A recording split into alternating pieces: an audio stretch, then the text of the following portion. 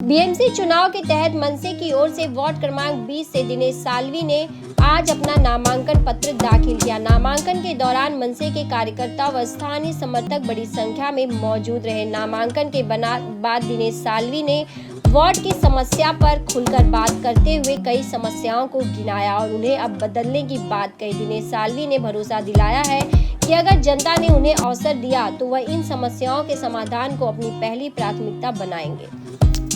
असं आहे की आमचा हा चारको विधानसभेतील प्रभाग क्रमांक 20 या परिसरातच माझा जन्म झालेला आहे। मुळात हा खूप मोठ्या प्रमाणात स्लम भाग आहे आणि ऍक्च्युली बोलायला गेलं तर मांजरापासून ते दैसरपर्यंत हा प्रभाग हा चारको विधानसभेतील चारको इंडस्ट्री इस्टेटमुळे डेव्हलप झालेला आहे आणि आता इंडस्ट्री बंद पडलेल्या आहेत। ज्या संकल्पनेत इंडस्ट्री बनवलेल्या होत्या की लोकांना रोजगार मिळो ते संकल्प सर्व बंद करतात आणि प्रायव्हेट करून आता वेगवेगळे कोण पब टाकतोय काय टाकतोय अशाने बेरोजगार तर झालेलेच आहे। त्याच्यानंतर जो स्लम भाग आहे जो त्या ठिकाणी छोटे छोटे कारखाने आहेत एसआर अंतर्गत सोसायटीचा विकास होतोय पण त्या ठिकाणी जे लघु उद्योग चालतात छोटे त्याचं काय एसआर मध्ये असं कुठलं प्रयोजन नाही दिलेलं आहे की ह्या कंपन्या टिकल्या पाहिजे। जर कंपन्या टिकल्या नाहीत तर कित्येक लोक रोजगार होते। एसआर मध्ये असं काही नियम आलं पाहिजे की हे लघु उद्योग घेऊन करण्यासाठी छोट्या छोट्या कंपन्या बनल्या पाहिजेत।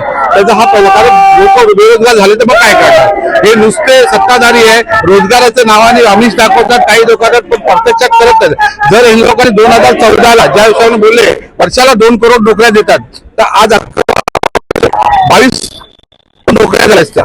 एका घरात अगर आपण बोलतो की 4 लोक तर किती झाले 88 करोड। देशाची लोकसंख्या 130 करोड आहे। 88 करोड लोकांना जर रोजगारचा प्रश्न सुटला असता तर याच्या अगोदर 2014च्या अगोदर पण लोकांना रोजगार होतात ना बरोबर आहे। त्या लोकांनी म्हणून एकच बेरोजगार राहिला नसता परंतु काही नाही नुसतं लोकांचे भावनिक खेळ खेळलेला आहे। आताही पैशाचा खेळ चालू याच्याकडे राहिला नाही। जर या लोकांकडे असतं 2014ला पूर्ण सत्ता मिळाली मग 2019ला ज्यांच्यावरती आरोप केले त्यांनाच घ्यायची काय वेळ आहे।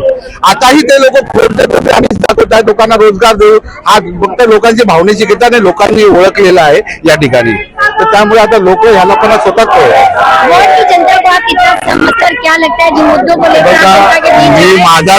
माझा जन्मच त्या ठिकाणी झालेला आहे त्यामुळे लोकांच्या जनतेला मला त्यांनाही माहित आहे की आपल्यासाठी आपल्या परिसराचाच व्यक्ती कोण काही करू शकतो आणि आम्ही ज्या प्रकारे लोकांचा कुठलाही समस्या असतो त्यावर समोर जातो। त्यामुळे लोकांचा पूर्ण विश्वास आहे लोकांचा पूर्ण पाठिंबा आहे आम्हाला।